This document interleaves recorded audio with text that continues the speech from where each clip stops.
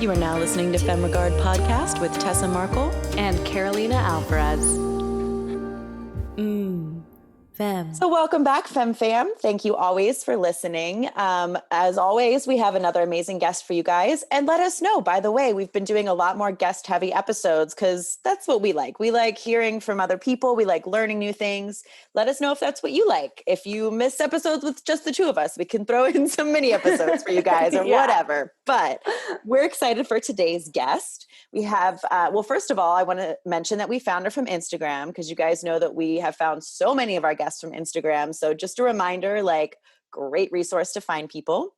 So our guest today is Helena Gudkova, and she is an awesome camera woman. We have been following her on Instagram for a while, so we're excited to actually get to talk to her today. Yeah, we are femme fans of you, girl. Yes. So thank you for coming on today. Thank you so much. Thank you so much. It's a pleasure. Yeah. And Helena, you are currently in Ukraine? Yep. I live in Ukraine. I'm from Ukraine. So I'm here. That's so exciting. So is this morning or afternoon for you? Now it's evening for me. Evening. Okay. It's 6:30, right? Yeah. Me and Tessa have our coffee this morning versus the tea because we need that caffeine boost right now for sure. It is morning. Cheers. Yes. Thank you. I know a little Ukraine. Horasho, privyet. That's pretty much it. So that's privyet, that's privyet. What I mean. Privyet. Thank you. Thank you too. No, Helena, I'm sure some of our family might already be following you. What really drew me to your gram and made me so excited to want to have you on the show is just your resourcefulness on independent filmmaking and how you can really just using your own tools and creative mind make an entire environment of yours seem like you had $50,000, $1 million budget. It's insane the work you do. And I love that on your gram, you're doing these before and after kind of paralleled shots, you're showcasing that. Mm-hmm. But before I jump into all of that, we want to always dive back and hear about your story. So when did you start your love of filmmaking, and tell us a little bit about your journey? Okay. My journey is really long because I started when I was 15 or 16 years old. Now I am 30. You're 13? Yes, I waited for your face like that. Yes. Oh, 30. 30 or 13? She's 30 now. She started when she was 15. Yeah, so it's... Okay, I would have bought that you were still... if you said you were 13, I would have been like, holy shit. But you could look 13. Yeah, I know. Maybe I'm a witch or vampire. I don't know.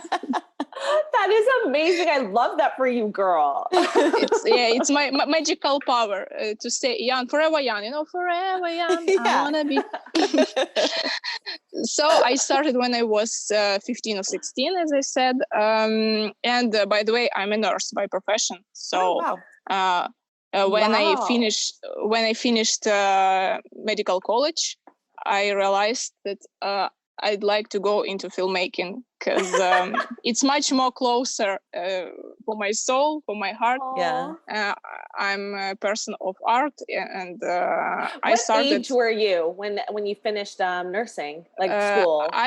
When I finished medical college, I was 20. Already 20 years old, but I started to shoot different music fan videos, when I just finished school. So I was 16 years old. So I shot different music fan videos. I did it for all that years which I started medical college, and when I finished, I realized that this hobby should be this is not just my hobby. I want to make it my profession, my lifestyle, anyway. And since the time I made my first not fan music video, but real music video for my friends, and it was a rock band. Mm-hmm. I told them, okay, I want to be a clip maker, music video maker at that time. I wanted. And I said, come on, guys, we have to shoot a video for you. And with this video, I will advertise myself in social media. And I did it. After I made this video, music video, I started to advertise myself with it, with the words, hey guys, I can work as a clip maker. Just ask me. And thanks to this video, I found my first clients, and everything started from that video. That's awesome. That's so exciting, and that's awesome. And I worked with a lot of, after that, I worked with a lot of different bands, musicians, singers. So I made mostly music videos. Okay. I think that's a really great way to start. I think Tessa and I are recently talking about getting into that, because with our projects, they're feature films. So we're looking at a bigger scale and something that takes such a long time, as we always tell our family. And I think now we are getting that itch. We want to do more. And I think music videos is a great way to start getting the tools to be comfortable in producing and creating, because you're not working for this huge big, but it could be smaller scale, and a really great way, I think, to get yourself going and started. So it sounds like it has been for you. And what took you to the next step? So what did you do next? Was it short films, or did you land your first feature film? What was the next thing for you? Or are you still doing music videos? Mm-hmm. For me, the next step was the Instagram, my Instagram account, because when I started to make it, and at that time I realized that I want more. Not just music videos. I want to start my career as a director, and to start shoot different first short videos, then long videos, feature films. I mean movies. So I decided to tell the world about myself, about camera girl Helena now. Yeah. So it was my second step for that. You built yourself a platform and really allowed it. Yeah, which is so smart to do. Yeah, you want to. Yes, and thanks to that, a lot of different filmmaking equipment brands started to communicate with me, to make me their ambassador or influencer. Mm-hmm. And thanks to that, I could increase my level of equipment, of everything, and to start shoot my first short movies. Yeah. And exactly now I'm doing. Yeah. So soon I'll have my first short movie. Nice. Oh my gosh, congratulations. Yeah. Thank you so much. Exciting. Yeah, wow. I did see, I had already obviously looked at your Instagram, but I just got a chance to look at your YouTube today, and I saw that you do the equipment reviews. So was it just, building your presence on Instagram? You said that they started to reach out to you just because of how many followers you had and the kind of content you had, or the equipment? Do you mean, okay. And I spent I think 2 years in Instagram, and after posting, making different content, and after 2 years, different equipment brands, they just started to write me almost every day. Hello, we are that brand, we want you as an influencer, and something like that. And still now I have such opportunity to talk with different brands. It's important, I think, to realize you put 2 years of work building your Instagram and providing quality content to where companies felt attracted to you. I had a moment when I thought, oh my God, everything is so useful. And I think on the next day, company wrote to me. Yeah, I mean useless. Sorry. Listen, we've been through that too. There's been so many times when we're like, is this worth it? But you have to remind yourself, it takes time. It definitely does. Of course. Yes. No, thanks for spilling the tea on that, as we like to put it, like being so like transparent about that, because yeah, like Tessa just said, we have those days too. I think everyone does. And that's why we love having guests like you on the show, just to put things into perspective, right? Mm-hmm. That sometimes it happens faster. Amazing. Love that for you, fam, who it does, if that is the case. But a lot of times that isn't the case. The reality is you have to put in time. And yeah, it's inspiring to know. It just keeps that fight going longer. Yeah. So I think something which is really big and important, it needs more time. I love that. If you want to accomplish something big or important, it's going to take the time. It's like cooking, so, you know. I love like using cooking analogies. But yeah, like the longer you stew that meat overnight or in that crock pot, if you're not a fancy chef like me, it's gonna marinate and just be much more flavorful. So I love that. So going back to, I'm going to jump back now to your gram, since we're on it. I like, in quarantine, guys, you guys have to check her out. It's like, there's this Jumanji shoot that you were working on, where you pretty much, it looks like you're in a jungle, but you like you're probably just in your backyard or like at a park down the street. And can we just like break down like one of these creative shoots? And it doesn't have to be the Jumanji, but one of these shoots where you really, or let's break down the Jumanji one, where you were just using your resources and like, what are some tips and tricks that you used to acquire something where, you're just down the street in your like park, but we've made it now look like a forest? If you want to share, whatever you want to share, girl. Yeah, for me, it was like a challenge. And I think the most important trick is when you can see something really interesting and beautiful in the things and stuff which is around you. I love that. So that's how my brain works. Yeah.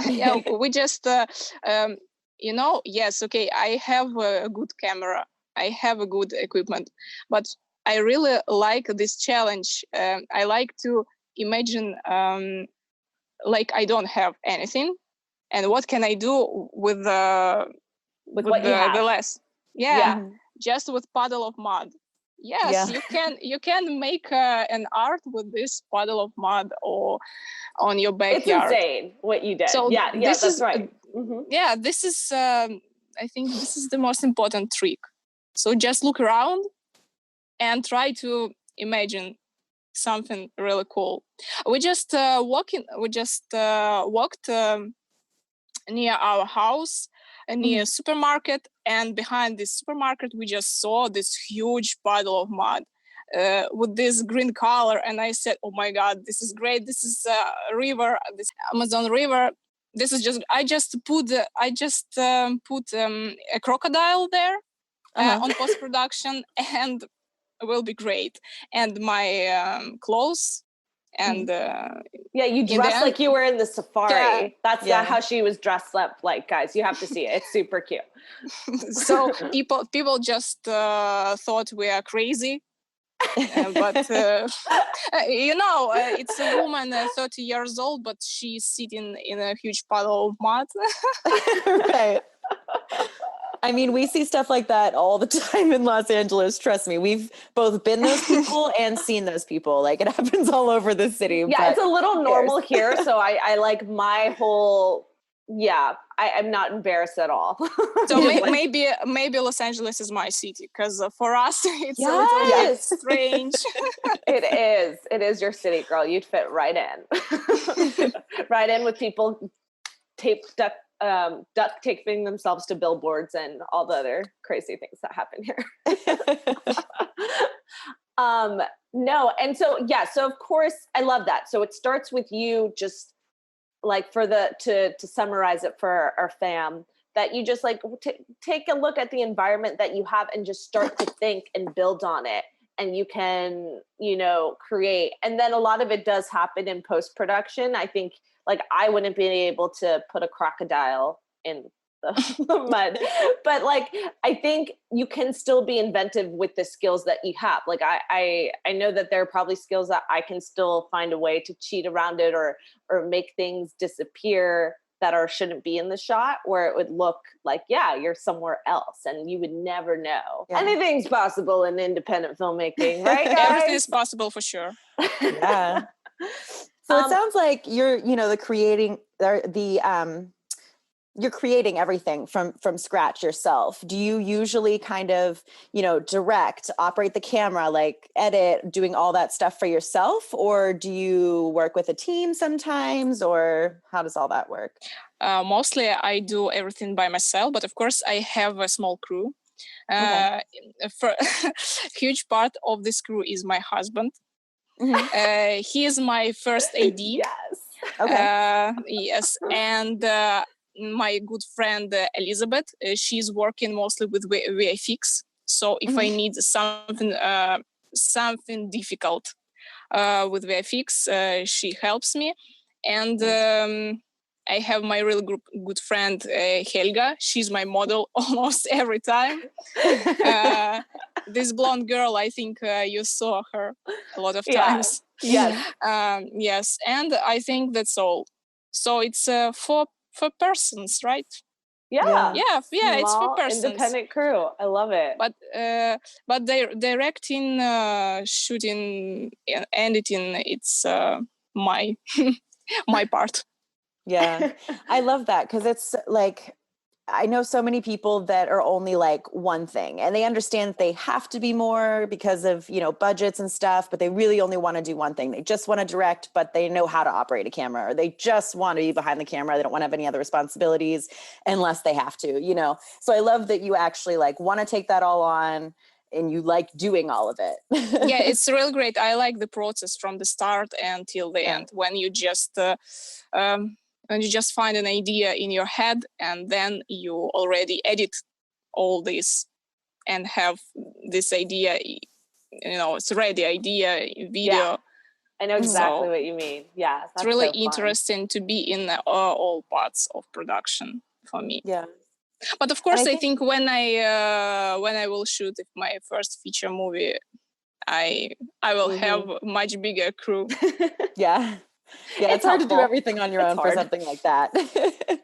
But I think it really comes through to like your personality and everything on your Instagram. Like people get to see not just your style of what you create, but like kind of who you are too. And I love that. A lot of especially like camera operator heavy people on Instagram, you see pictures of them behind the camera, but like you don't really get their personality. You get their shooting style, but like, that's about it. And I love that really your personality comes through, and you're in a lot of your shots too. Like I like the one you just posted, the Western one. I think that was the most recent one. Like that was so fun, and I love that you have content like that on your Instagram. Thank you. Yeah. It's a pleasure for me. Thank you. Good. Yeah. Yeah. No, I think maybe because I try to share with people more than just my pics with camera, because I have a desire to share my experience in all parts of production, not just show myself, look at me, I am cool, but to share. Maybe that's why. I hope so. Oh no, definitely. It's like, I think I don't know, something that's also, I think, why I like immediately clicked on you, because at first what attracted me was I was new to the space, to the filmmaking community, and I didn't see a lot of shots with women holding these big cameras and like doing the thing, have that camera out loud and proud, because it was new for, I think, again, Tessa and I talk about this on the show too, like we want to hire women to be a part of our projects and our team. And we didn't realize how many of y'all were out there. We knew that you guys existed, female camera operators, directors, but it was still like, we didn't know them in our circles. So once we started looking, it was so cool to see that you guys are doing a thing and setting a great example. So keep posting those pics. That's all I'm saying. Like we just started. We just started. That's amazing. That's amazing. And that's why we're so like, I love having, again, guests like you on the show, that you clearly have been in this arena for a minute. Like, you're still like, we're just still getting started. And that's just going to speak to the longevity of your career, because you've built like skills over time. I think that's like really inspiring. And again, I would have believed you if you said you were 13. Oh my God. Like, I had no idea. So it's just cool. It's really cool what you got going on. Just to wrap up what you just said, it's just a reminder to all of our listeners, like, think about it. I mean, Helena, you've been doing this for half of your life, really, and now you're finally at a place where, you're getting equipment mailed to you to review for free, and like all of these followers on social media, and like all of these cool things. You're getting to do the things you want to do.